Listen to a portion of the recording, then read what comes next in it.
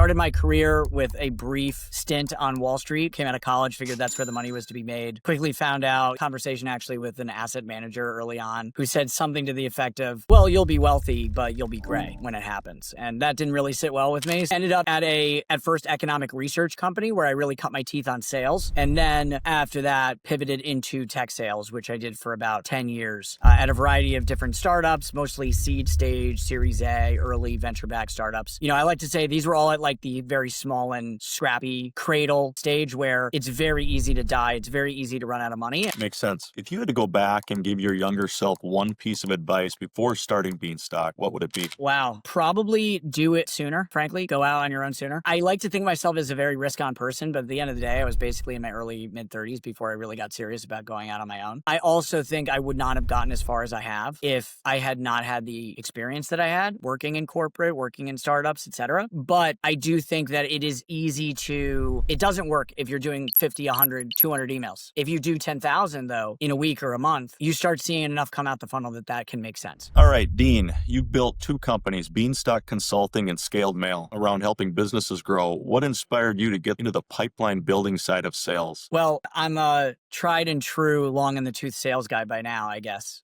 So started my career with a brief stint on Wall Street, came out of college, figured that's where the money was to be made. Quickly found out, I had a conversation actually with an asset manager early on who said something to the effect of, well, you'll be wealthy, but you'll be gray when it happens. And that didn't really sit well with me. So started looking around for where was the Wild West, to be had, and quickly landed on tech in general. Was like, I got to get in the startup game. Seems like that's where the action is. So this is, right after the '08 recession, to give you an idea of timing. Ended up at first economic research company where I really cut my teeth on sales. And then after that pivoted into tech sales, which I did for about 10 years at a variety of different startups, mostly seed stage, Series A, early venture-backed startups. I like to say these were all at like the very small and scrappy cradle, stage where it's very easy to die. It's very easy to run out of money. And so when you're thinking about sales and outbound, it's imperative to do things on a budget, lean and mean, put up the logos, get the deals done, raise the next round to survive, right? And so that's a crucible that I think set me up really well to at a later point where I'm thinking, where do I want to go with my career? It wasn't a crazy, huge leap to say, well, why don't we just apply a lot of these learnings, a lot of these skills to other businesses that are in a similar spot? Maybe it's a founder that's trying to grow and,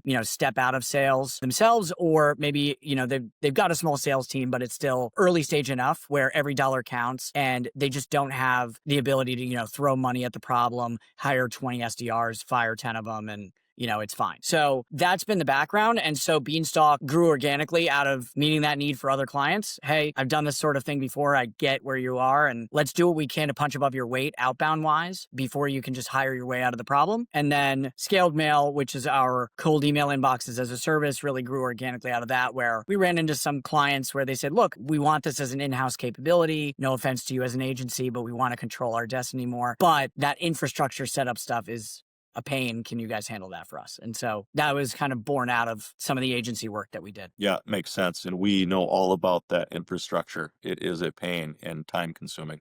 It is. How did your early experiences in sales and business development shape your philosophy on outbound strategy? There's probably a ton of ways, and maybe I'm not always aware of all of them, but I definitely have my share of opinions about these things. If I think about some of my contrarian takes, there's some stuff that I think is true. For example, volume negating luck. I think Hormozy, gets a lot of credit for this quote, but I really believe it. My philosophy when I was in the sales seat, and it still is your goal output-wise should be how much volume would I have to do if I absolutely suck at this? Not how much do I have to do if I'm okay or good at it. Lo and behold, if you do that much volume and you don't suck, then it tends to work out, whether you're hitting a quota or, you're trying to meet a goal for the business. That's a pretty baseline theory. But it really is true. And regardless of the channel, whether it's calls, whether it's emails, whether it's LinkedIn outbound, more equals better outcomes, right? And a lot of people get dejected and give up when they really just don't understand that all they really have to do is 10x what they're doing, and they're going to start seeing results. They just vastly underestimate the amount of volume it takes to make an impact in this market.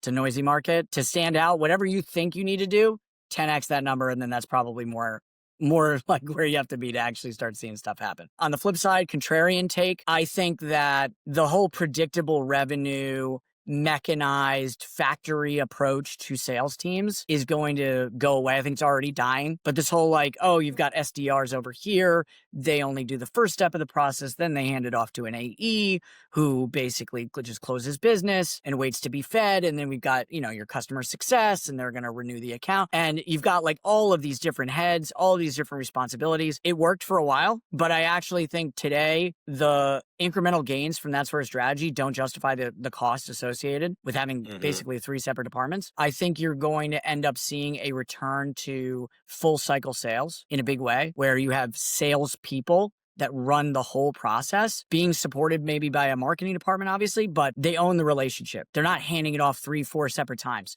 which, by the way, kills any sort of relationship that you've built if you've got to immediately hand it to somebody else and then they're starting from scratch. So I guess that's my countervailing opinion. I think you're going to see less salespeople that are higher compensated that do more in the future. Makes sense. If you had to go back and give your younger self one piece of advice before starting Beanstalk, what would it be? Wow. Probably do it sooner, frankly. Go out on your own sooner.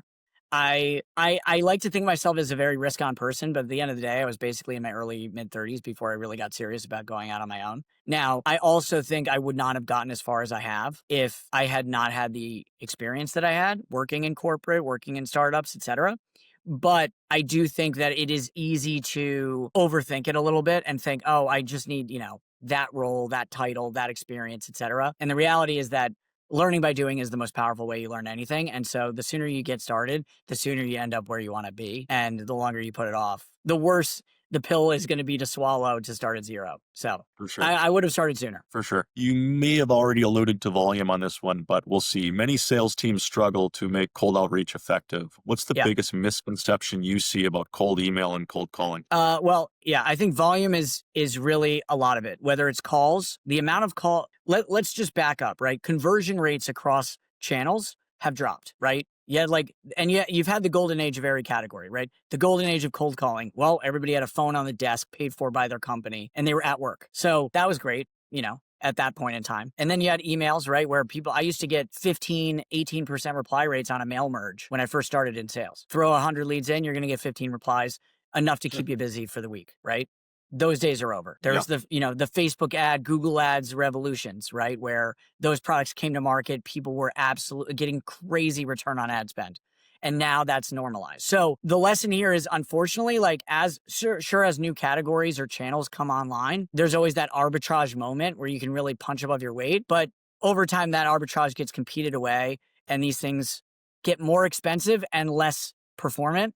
And that's just what you're seeing on all of your traditional sales outbound channels. So email now, right? A good reply rate is 2 to 5%. That's good. Now, for a lot of people, they might say, how can you make that work? Well, you need the numbers to be big, right? It doesn't work if you're doing 50, 100, 200 emails. If you do 10,000 though, in a week or a month, then you start seeing enough come out the funnel that can make sense. And that's one example. But, if you compare the cost of a setup, for example, on cold email to be able to send at that volume, you compare it to ads, you could burn that on Meta in 3 days, right? Versus what your monthly cost would be to do that. So there's just a misconception about what level of investment, right? Some people think, oh, I shouldn't have to spend absolutely anything on this. And the answer is you probably have to spend more than you're thinking, but it's still less than your alternatives, right? Same thing with cold calls. You pull a list, you're getting an 8-10% connect rate at best, right? When maybe back in the day, you probably had, 3, 4 out of 10 pick up the phone. Now it's 8 out of 100. Now, you need to be able to be efficient. Then you need more numbers, you need more data, you need more dialers, you need better dialers that don't waste time clicking, etc. But it's doable and it still works. So there's some more drag, there's some more expenses associated, your conversion rate's lower. So you need the top of the funnel to be a bigger number. So that's just true across any category you can name. But look, the alternatives are what they are, right? Direct mail, sure. Again, got to send more than you think. LinkedIn, well, you're capped on what you can send. So even if it is converting better, you can just only do so much before they get mad at you. So the alternatives are what they are, right? I mean, more volume and just maybe a more clear-eyed view of what a realistic conversion rate from your outbound activity can be. Definitely. Scaled mail focuses on cold email deliverability. What are the top 2 to 3 things sales teams must get right and actually land in the inbox? Well, 2 to 3 things. All right, you're really keeping me down here. So you have 2 big pieces. You've got your infrastructure. So that means your inboxes, your domains, your sequencer software. And then you've got what's actually in the campaign. Who's it going to? What's it say? So we'll separate those two. But on the infrastructure side, you used to be able to do, what I mentioned before, right? A mail merge. You send a couple hundred emails, you get a 15% reply rate. Well, if it's 2 to 4%, you need the numbers to be way bigger. But there's a slight wrinkle here. Google and Microsoft do not like when you start sending 200 plus emails from any one inbox or any one domain even, especially if it's unusual activity. So we've run into a lot of situations where an enterprising SDR that wants to impress their boss gets a hold of a big list of 3,000 people and decides to load that all into a tool like a Sales Loft or an Outreach or something like that and tries to blast the whole list at once. Now, the problem is it's very elementary for Google and Microsoft to see an immediate spike in volume and just throttle that account. And there tend to be knock-on effects as well, where if this is a repeated pattern of what they view as spammy behavior, they're going to start hitting the deliverability of all inboxes on that domain. So, how does this actually manifest in real life? Usually people aren't keeping that close of an eye on the sales team or aren't aware of all these effects, but slowly they just you start hearing, email doesn't work anymore. Or, hey, our invoices went to spam when we were invoicing that client. And this can kind of get worse over time and people don't really realize, but a lot of times what's actually happening is just you've gotten enough dings on that domain that they're starting to say, hey, don't bother sending this to the inbox. And it can have a real impact on the business. So what we advocate is what we call a lookalike domain approach.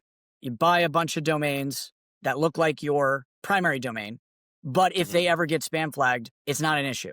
It's not an existential issue for the business. And so you'll redirect these to your main website. We don't want people to get lost. We're not trying to spoof anybody, right? It's pointing them to the right spot if they put it in the address bar. But for Google and Microsoft and the cops on the beat, we don't want them to necessarily see the true volume that's being sent. And so you're doing a little bit of volume on each of these domains, and in aggregate, you're sending the amount you need to get results in today's market. So that whole setup, and by the way, you need sequencers to also be able to coordinate all of these email inboxes and be able to send your message 1, message 2 campaign. And there's certain ones, Smart Lead, Instantly, Email Bison, Plus Vibe, that cater to this particular need. So sure, there's a lot that goes into setting up those inboxes, those domains, to make sure that all positive signals are being sent to the inbox providers. So you have as good of a chance as you could possibly have to inbox. And that's the piece that Scaled Mail handles for you as a done-for-you service. And then the other piece is also just as important, right? That's the table stakes just to enter the game. Then you still have to do everything right to have this channel work. So on the list side, you've got to be really on it about pulling lists that are relevant for your offer. If you're just blasting people that are not relevant, you're going to have higher complaint rates, meaning the people that click this is spam. You're going to have low reply rates. You're going to have higher bounces. And all of that is feedback that goes back to those domains you're sending from. And eventually we'll start dinging them if the metrics are off. Your margin for error today compared to what it was 10 years ago is way less. Their tolerance for complaints, for example, is just much, much lower. Think 3 to 5 in 1,000 instead of 3 to 5 in 100 is kind of the new guidance, basically. So you really have to step lightly, tread lightly, horizontally scale so that any one domain isn't doing anything too crazy. And then you've got to send a relevant message to the relevant folks, because at the end of the day, the best feedback is your reply rate, right? When they see a human reply back, that indicates to the inbox providers, this is a high quality message. So got it. That, I know that was a lot, but that's really the full landscape there. Where do you think outbound still wins over inbound, especially in today's market? When you're small and scrappy, because if you're a big entity, you can afford to throw cash at the problem effectively. These ad engines are incredible at this point, but they're competitive and they're priced up, and these auction systems extract every last dollar. So if you're big enough to be able to afford it, right, then you can target the right people with Meta, and get a decent cost per click or a cost per engagement, push those down the funnel to a sales team, and they should be able to convert that at a rate that makes sense. But for a lot of these engines, they don't really get optimized until you're spending like 5-10 grand a month at minimum. There's some guys that say like, oh, they don't even really do well until you're spending like 50. Well, if that's not an option, then you still need to make money. So what are your options? Well, you could do cold calling, but you need a butt in the chair, training. Not every hire works out. It's a hard job to hear no all day. So that's got its own set of challenges, but that still works. You've got LinkedIn. Now, you can do LinkedIn messages by hand, slow, and they'll limit you to about 50 a day. You could try to do automation. Technically, they don't like it, but you can get away with, think 20-ish actions a day, connect request, message one, message two. But again, you're capped. Direct mail, you've got the physical postage costs, printing cost, but definitely an underutilized channel, in my opinion. You can do a lot of the techniques that people do with email on direct mail. And yeah, I don't know about you, but I basically get credit card offers and stuff I don't want. So it'd be nice to, even have somebody come after me that's not trying to give me a loan. So who knows, that's something I want to tap into more. And that really leaves cold email outbound, where you can, for think $1,000 to $1,500 a month, send at a decent enough scale and get replies like day one after hitting launch on a campaign, assuming it's a good one. It's the fastest feedback loop that I know of. That's still the least expensive. Even though costs have been rising, it's still not commensurate with your other options, right? It's not as expensive as a butt in a chair, and it's a very fast feedback loop. You test messaging on cold email, it works. You can then port that into, with confidence, call scripts, ad campaigns, other channels, where now from a position of confidence, you can scale up. Got it. For a company just starting to build an outbound engine, what's the first metric they should really obsess over? The first well, there's two. If you're sending cold email, and I assume that's what we're talking about, there's really two metrics that you want to keep an eye on when you launch your first campaigns. The first would be your bounce rate. Your bounce rate should be just under 4%. Above 5% is a trouble indicator. It means that one of, if not more, of your domains are being blocked entirely or throttled, and you're going to want to go in, diagnose the issue, and maybe replace those domains or change the copy or do something, intervene. By the way, with Scaled Mail, we handle this as a white glove service. So we do proactive reporting, deliverability testing, and we can kind of let you know in advance, hey, this particular domain seems to be in trouble. Let's yank it out of campaigns. Let's get it replaced. That's piece one. Piece two is the reply rate. I know there's a bunch of marketers that swear by open rates and click tracking and all of this stuff, but when you're sending unsolicited emails, meaning they never opted in, right? This is not click here to subscribe to my newsletter or fill out a form on my site and I start getting a ConvertKit emails or something like that. All that stuff, yes, tracking open rates can still make sense. They've opted in. They want to hear from you. Great. You put them in the nurture sequence. You nurture them, until they unsubscribe or buy something. But when you're going direct, it's a very different ballgame. First of all of the pixels that people use to track opens, track clicks, they hurt your deliverability. That pixel is basically an image. And we tell people no multimedia, no links, no images, nothing in your cold emails, because you're sending from one domain to another domain. There's no really history of interaction. And so the ESPs, the email service providers, are going to be as cautious as possible in letting that email through to the inbox. And anything that could deliver a virus, right, or deliver some malware, which would be multimedia or attachments or links, is going to get way more scrutiny than just plain text, where you just can't do that stuff. So we would advocate for plain text emails for cold email until they reply, and then you can kind of do whatever you want.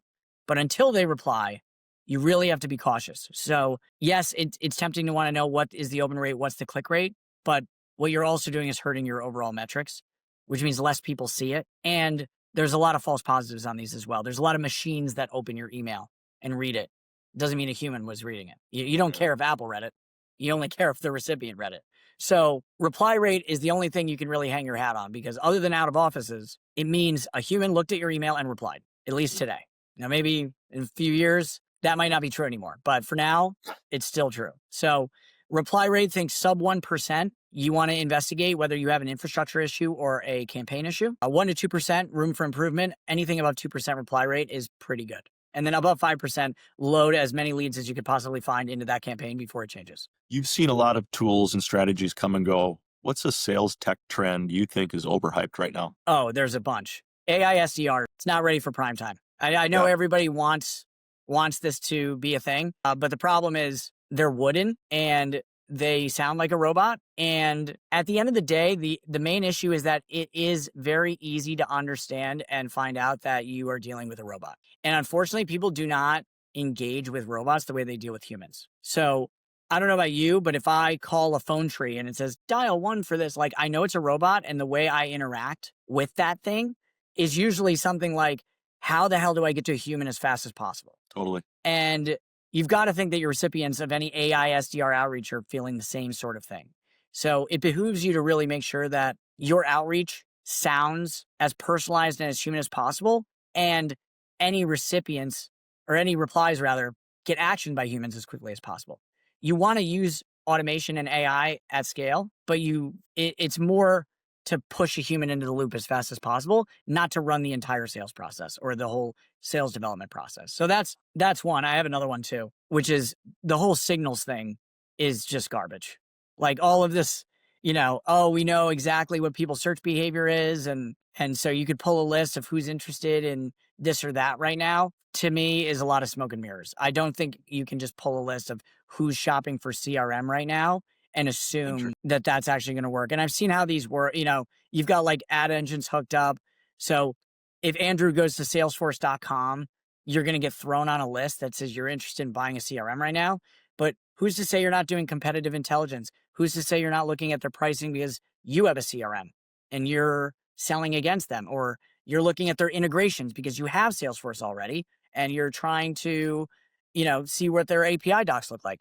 There's so many different. What if you're in HR and you're just not even ever going to be the decision maker for this? So I think it's really just a lot of smoke and mirrors and a way to sell giant contracts to people. But I think, to be honest, there's no silver bullet. You've got to talk to a lot of people to find the 3 to 5% that are in market at any given time. There's no cheat code. Love it. On the flip side, what's an underused sales technology or tactic that's working incredibly well for your clients? And underutilized. Well, I'll have to think about this. Well, I'll tell you, I want to say cold calling, but it's really warm calling leads generated from other channels quickly. Speed to lead is still, I know everybody harps on it like, oh, hey, in the first 15 minutes, first 30 minutes, if you hit them, your chance of getting a deal goes way up, but it's actually really true. We just did a test with a client internally where we had a dialer call on positive replies to an email campaign within 15 minutes. And we had a 75% booking rate on those replies versus like a 25% when it was within a day or so. Wow. Calling or trying to do it via email solely. So just a massive difference. And that really backs up my supposition that really what you want to be doing if you're trying to stand up an outbound operation, let's assume you have some sales talent, even if it's the founder, it's build an outbound engine that can generate opportunities and interest at scale. But then it's all about routing that interest to a person as quickly as possible who can close the loop, book them in, and get them into your pipeline. So it's both AI and automation. Love it. Use it all the time. But there's still a role for people for the foreseeable future. How do you see AI changing the game for outbound prospecting in the next 12 to 18 months? I think going back to the AI SDR thing, having AI do the whole workflow to me does not make sense. What I do think you're seeing, or what is not overhyped in my opinion, is this rise of the go-to-market engineer, the person that understands APIs, understands tools like Clay, that can pull together campaigns, routing, automation at scale that can then feed a sales team, dialers, whatever that, approach is, because that might only be 1, 2, maybe 3 people for, it could be for a company of 500 people. You don't need a ton of these folks, but they're really, really crucial to fill that knowledge gap. You can't just trust technology to do the entire workflow right now. You're going to see a lot of weird stuff going out the door, but the right human with these tools can punch above their weight class. And I think a go-to-market engineer that knows what they're doing today is worth their weight in gold. Every business needs to have that department or role figured out. So obviously sales is a tough job. What's your best advice for staying motivated when the no's are piling up? Going back to my sales days, I have a few different answers. One is, hey, get up, walk around. Like you get too many no's, like take a break for a second because you might be in a rut and try to come back to it with fresh eyes. I think call blocking is important. Like you try to, chunk it out, 2 hours here, 2 hours there if you're a rep, but then take those breathers in between, do some admin work, right? Don't get distracted by it. When the next call block rolls around, don't keep doing the admin work, right? Dive back in. But I do think you got to kind of break it up. Nobody can dial 8 hours a day, hear no all day, and just like be okay, unless you're a psycho, right? Which maybe you are. I mean, that's great for you if you are. So I think that would be my advice there for hearing no all the time. I also think that you've got to be able to discern whether it's you Is it your skills? Is it a legitimate objection, or is it the product basically? So I guess, is it a legitimate objection or not? There are some products and you could be as good as you want to be. It ain't happening. It's either the wrong person or there's no need, there's no pain. And nothing is tougher than rolling the boulder uphill. And I've been at those companies, and I think you do want to discern, is that what's going on right here? Or is this simply a volume or a skills issue? I'm just not talking to enough people, so I'm not letting myself get lucky, or I'm just not good enough. Billy over here is doing it. He's getting people interested and I'm not. So, use your head if you're a rep in the field and you're working at a company, right? If nobody can sell it, then that might be a problem. If somebody can sell it and it's just not you, then it's time to look inward and see if you need to scale up a little bit. Love it. What qualities do you look for when building a high performance sales team? I look for, well, this is really true for not just sales, but my entire team. I now just give this as a speech when we're hiring people, which is we really look for self-starters. Like, that is my number one criteria. And what I mean by that is, if someone comes in and waits to be assigned work, that's probably not going to work out, because we're going at 1,000,000 miles an hour and no one has time to babysit people. And I've just generally found that if I'm ever wondering if somebody's working, the answer is that they're not working, or they're not working hard enough. And the people that end up crushing it for us and advancing and making more money are always the people where I never have to wonder if they're working, because it's just so obvious that the question is answered. And so when somebody comes on, I basically give them that speech. If you ever make me wonder if you're working, it's probably not going to work out. So that would be the biggest thing. A self-starter to me looks around. You're a smart person. We didn't hire dumb people, hopefully. So we're looking for smart people that can look around, assess the situation, and know what the right next thing to do is. Now, obviously ask questions, obviously learn, but if you're just twiddling your thumbs and it's 2 p.m. on a work day, then that's a problem. How do you personally balance being a founder, a sales leader, and a coach without burning out? Well, I take lots of coffee breaks and I drink a lot of coffee. It's probably not the right answer, but that's my answer. I need a refill actually over here. I am kind of a workaholic, so I'm probably a really bad example for this. I definitely have had my whole career, I've had shiny object syndrome, which is both a strength and a weakness. I've always had my finger in a lot of pies, and I've always had a lot of spinning plates. It's probably held me back in some respects, but it also helps me deal with what you're talking about. Like burnout, I switch projects or I switch context for a bit and I work on something else. And then I come back to the thing that maybe was burning me out a little bit, right?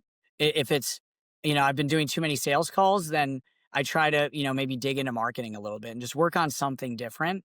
There's always a million things that need to be done, which is the nice part about a startup. So it's not like I'm avoiding usually. It's just, I'm just working on something else that's equally as important as the thing I was working on. And that context switching lets me kind of maybe get out of that burnout type headspace that, if I just kept slamming my head against the wall, I might be dealing with. So, yeah, try to work on something else when that comes up. But yeah, my hobbies, unfortunately, are like way too work oriented. I actually need to start picking up some hobbies again. It's been a little bit of a concern for my wife. She's like, you need to get out of that office a little bit, like maybe play tennis again or something. So we'll see. I might start working on my golf game or something. I hear you. What's one client success story that really sticks with you where the strategy completely turned their sales around? Well, we've had a few clients that have come to us, and it's usually some version of like, we tried cold email, it doesn't work. And I always love dealing with these because it's almost always the same scenario. They either have been sending from their primary account, in which case all of those issues we talked about earlier come into play. They're probably spam flagged. Nobody's seeing the messages. It's not that nobody wants their thing, just nobody saw it. And so we're able to quickly spin up new infrastructure, take these campaigns that used to work and breathe life back into them again. And that's something that we've done enough times that it always feels good, but it's fun to deal with that. The other scenario would be, we tried cold email, it doesn't work, right? We've done the whole domains and inboxes thing. And these are a little bit thornier, but it's almost always either volume, like we discussed, we just 10x whatever they were doing and suddenly they start seeing things, or they've got a real product market fit issue. I mean, none of this stuff is a panacea. If you've got a business and you're selling something that nobody wants or not enough people want, there's no amount of outbound or inbound for that matter that's going to save you from that. And there's always the picture of a business that hops around agency to agency, when really they might just have to make some tweaks on how they're presenting themselves, and it can make a world of difference for their business. I'll give you an example that was positioning related. a client of ours works in the accounting software space and they're selling into CFOs. Now, if you go to market to CFOs and say, hey, I've got a new accounting software. Do you want to take a look at it? I mean, I imagine the crickets, right? You're not hearing anything back. And frankly, when they came to us and started working with us, they weren't hearing anything. They had a couple clients. Those clients are happy. We think we've got something, but they really didn't have a way to take that message, take it to market and see success. The first thing we really did was grill them on their onboarding call with us and it was always give me examples of how people are actually using this thing. Like, I get that you can do a million things with this, but I can't go. It'd be like selling Salesforce and saying, look at all the things my Salesforce CRM can do. You talk about all of them, it's noise after a certain point. We hit on one scenario where they said, well, look, like if you're using Stripe and you're an e-commerce store and you're selling to consumer, you got high transaction volume. And there's this little, I don't remember exactly what it's called, but essentially you come up with this scenario where if you're taking these e-com payments via Stripe for a high transaction volume business, you end up with a reconciliation nightmare at the end of the month. And these CFOs are basically, or controllers are taking, 10, 14 days to close the books on the previous month. Our tool with AI enables that to be more like 2 to 3 days. And our team was immediately like, okay, that's the angle, because we can go and scrape websites for, are they running Stripe as a checkout? And then instead of just saying, hey, I've got an accounting software, do you have 15 minutes? Our campaign became, hey, saw you're using Stripe. Have you run into this issue with reconciliation at the end of the month? And then, hey, if we could make that 10 to 14 day period, if we could shrink that to 2 days, is that worth a chat? And that campaign ripped for them, still it rips for them. And we've now tried to come up with other scenarios that are similar, but that we didn't change their whole product, but it was all about their messaging and their positioning and making it unique, actually speaking to a pain point. Nobody, maybe somebody in general doesn't love their accounting software, but that's not pain. A pain's got to be specific. It's got to be, hey, I run into this very specific issue, right? My cold emails aren't getting delivered. Okay, that's specific, right? It's not, I want more sales. What does that mean? Okay, sure. I want an ice cream cone, but you get it specific and you turn that into a campaign where you can take unique elements, craft it together, and that doesn't sound like everything else that's hitting their inbox. Love it. If you had to make a bold prediction about the future of B2B sales over the next 5 years, what would it be? My bold prediction is this go-to-market engineer thing is not a flash in the pan. I think there's going to be more and more companies that either have this as a department or have an agency like ours fulfilling this function. I think my full cycle sales role, I think full cycle sales is coming back. I think the artificial SDR, AE, CSM thing, I think it's a very expensive way to go about things. I think you're going to see leaner companies with fewer salespeople that make more money and do more and have more responsibility instead of we're going to have an army that we throw at this problem. I think those days are done. And I think AI enabling these people, not replacing them, is going to be really the theme in practice. Makes sense to me. All right, Dean, that's a wrap, brother. Thanks for being here. All right. Well, hey, Andrew, anytime. Really enjoyed it. And if you want to come check us out, beanstalkconsulting.co or scaledmail.com if you're just looking for some email infrastructure to power your campaigns. All right. Thanks, Dean. Thank you.